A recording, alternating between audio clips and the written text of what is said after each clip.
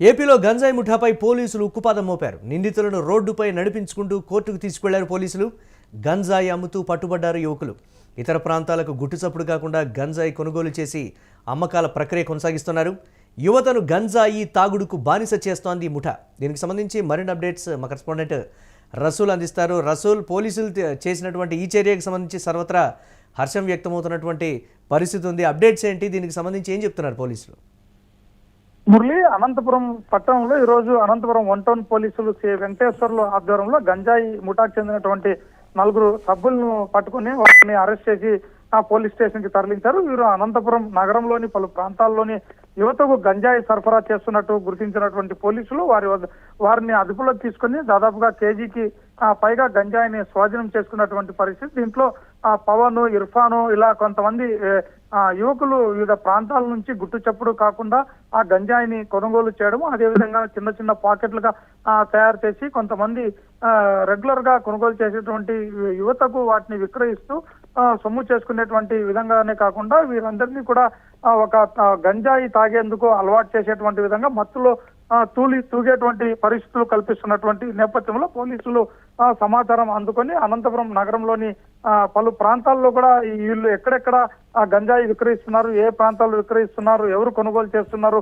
అనేటువంటి విషయాలన్నింటినీ కూడా ఆరా తీశారు. అనంతపురం వారికి కూడా కౌన్సిలింగ్ ఇచ్చారు. అంతేకాకుండా ఎవరైతే ఇలాంటి అసాంఘిక చర్యలకు, అవినీతి అక్రమాలకు పాల్పడుతున్నటువంటి యువత ఎవరైతే ఉన్నారో వారిని గాడిలో పెట్టాలనేటువంటి విధంగా వారికి ఒక లెసన్ తెలియజేసేటువంటి విధంగా కూడా ఖచ్చితంగా ప్రజల్లో వీరు పరిస్థితి ఏంటి అనేటువంటి విధంగా తెలియజేసేటువంటి విధంగా కూడా పోలీసులు వివరించిన తీరుపై కూడా సర్వత్రా హర్షం వ్యక్తమవుతుంది. ప్రధానంగా ఈ గుట్టు చప్పుడు కాకుండా ఒకవైపు గంజాయిని కొనుగోలు చేయడము, అదే విధంగానే విక్రయించేటువంటి ఈ ముఠా సభ్యులను అనంతపురం నగరంలోని 1 టౌన్ సిఐ అదే విధంగానే సిబ్బంది ఎంతమందిని పట్టుకున్నప్పటికీ కూడా ఒక్కొక్కరుగా మళ్ళీ పుట్టుకొస్తున్నటువంటి పరిస్థితి ఉంది. గతంలో కూడా మనం చూసాం, పోలీసు అధికారుల మీదే కత్తితో దాడి చేయబోయినటువంటి పరిస్థితి కూడా ఉంది. ఈ నేపథ్యంలో ఒక్కొక్కరిని అంటే విడతల వారిగా చాలా వరకు కూడా గ్యాంగ్స్ ఉన్నాయనేటువంటి మాట, దాంట్లో కొంతమంది మాత్రమే పట్టుబడుతున్నారు, మిగతా వారి మీద కూడా ఉక్కుపాదం మోపాలనేటువంటి మాట అయితే స్థానికుల నుంచి వినిపిస్తున్నటువంటి పరిస్థితి ఉంది. ఆ దిశగా పోలీసులు ఎందుకు పూర్తి స్థాయిలో మొత్తం క్లీనప్ చేయట్లేదు అనేటువంటి విమర్శలు కూడా ఉన్నాయి. దీన్ని ఎలా చూడాలంటారు? ఎస్ మురళి, ఖచ్చితంగా. ఎందుకంటే ఇటీవల ఉమ్మడి అనంతపురం జిల్లా వ్యాప్తంగా తీసుకుంటే ఒకవైపు సత్యసాయి జిల్లాలో కావచ్చు, అదే విధంగానే అనంతపురం జిల్లాలో కావచ్చు, జిల్లా కేంద్రమైనటువంటి ప్రధానమైనటువంటి ప్రాంతం ఇక్కడ దాదాపుగా జిల్లా ఎస్పీ, అదే విధంగానే అనంతపురం రేంజ్ డిఐజీ, కలెక్టర్ ఇలా ఉన్నత స్థాయి అధికారులు అందరూ కూడా ఉంటున్నటువంటి అనంతపురం జిల్లా కేంద్రంలోని ఈ విధంగా ఈ గంజాయి ముఠా గుట్టు చప్పుడు కాకుండా కొనుగోలు చేస్తున్నటువంటి పరిస్థితిని అసలు పోలీసు వర్గాలకి ఇది ఒక సవాలుగా విసిరేటువంటి పరిస్థితిగా కనిపిస్తుంది. ఎందుకంటే ఇటీవలే అనంతపురం నగరంలోని 2 టౌన్ సిఐ శ్రీకాంత్ కూడా ఓ గంజాయి తాగుతున్నటువంటి వ్యక్తిని పట్టుకునేటువంటి ప్రయత్నంలో కూడా అతను కొంతమందిని తీవ్రంగా కత్తితో పొడిచి గాయపరిచాడు. అంతేకాకుండా ఏకంగా ఒక పోలీసు ఇన్స్పెక్టర్ ని కూడా బెదిరించేటువంటి విధంగా అతని పైన కత్తితో దాడి చేశారు. ఇలాంటి నేపథ్యంలోనే అతన్ని అదుపులోకి తీసుకునేందుకు పోలీసులు పెద్ద కసరత్తే చేయాల్సి వచ్చింది. దీంతో ఏకంగా కాల్పులకే దిగాల్సిన పరిస్థితి వచ్చింది. ఆ గంజాయి తాగుతున్నటువంటి ఆ వ్యక్తిని ఏకంగా కాల్చితే కానీ మోకాళ్ళకి అతను పట్టుబడినటువంటి పరిస్థితి. ఇలా అనంతపురం జిల్లా కేంద్రంలో 2-3 వారం క్రితం జరిగినటువంటి సంఘటన మర్చిపోకముందే మళ్ళీ ఈ రోజు 1 టౌన్ పోలీసులు కూడా 4 ముఠా సభ్యులను పట్టుకొని వారందరినీ కూడా నగరంలో ఊరేగింపుగా వారిని నడిపించుకుంటూ వెళ్లి కోర్టు వద్ద హాజరుపరిచినటువంటి పరిస్థితి.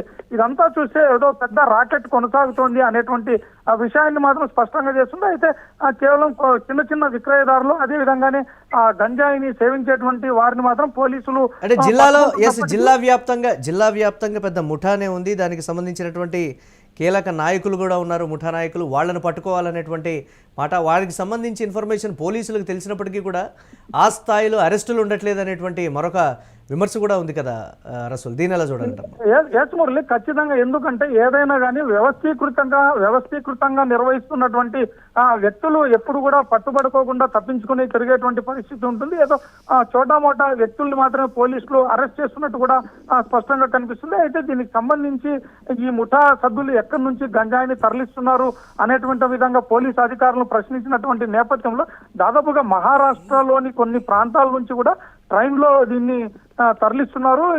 ఎవరైతే చిన్న చిన్న వ్యక్తుల్ని వాళ్ళు పసిగట్టి వాళ్ళని విక్రయాలు సాగిస్తున్నారో అనేటువంటి విధంగా తెలుసు. వారందరినీ కూడా ఖచ్చితంగా ఇంట్రాగేట్ చేసి మూలాలను కూడా గుర్తిస్తాము అనేటువంటి విధంగా కూడా పోలీసులు అధికారులు చెప్తున్నటువంటి పరిస్థితి. అయితే ఈ ముఠాని పెద్ద ఎత్తున ఎవరైతే దీన్ని వెనకల కింగ్ పిన్స్ ఉన్నారో వారిని పట్టుకోకపోతే మరింత పెద్ద ఎత్తున ప్రమాదం జరగబోయేటువంటి అవకాశం మాత్రం ఉంటుందనేటువంటి విధంగా చెప్పవచ్చు Murali. Right, thanks for updates Rasool. ఇక ఏపీలో పోలీసులు గంజాయికి సంబంధించి అయితే ఉక్కుపాదం మోపుతున్నటువంటి పరిస్థితి ఉంది. అనంతపురానికి సంబంధించి అయితే పర్టికులర్గా ఎవరైతే గంజాయి అమ్ముతూ యువకులకి గంజాయి అమ్ముతూ ఉన్నటువంటి వ్యక్తులు కావచ్చు, యువకులు కావచ్చు, వారిని దొరికిన వెంటనే కూడా నిందితులను రోడ్డుపై నడిపించుకుంటూ కూడా కోర్టుకి పోలీసులు తీసుకువెళ్లారు. గంజాయి అమ్ముతూ యువకులు పట్టుబడినట్లుగా కూడా తెలుస్తోంది. ఇతర ప్రాంతాలకు గుట్టు చప్పుడు కాకుండా గంజాయి కొనుగోలు చేసి అమ్మకాలు అనేది అక్కడ చోటు చేసుకుంటున్నాయని గత నుంచి వస్తున్నటువంటి విమర్శల నేపథ్యంలో యువతను గంజాయికి తాగుడుకు బానిస చేస్తున్నటువంటి ముఠాకు సంబంధించినటువంటి సభ్యుల్ని పోలీసులు రోడ్డు మీద నడిపించుకుంటూ కూడా కోర్టుకు తీసుకువెళ్ళినటువంటి బ్రేకింగ్ న్యూస్ చూస్తున్నాం.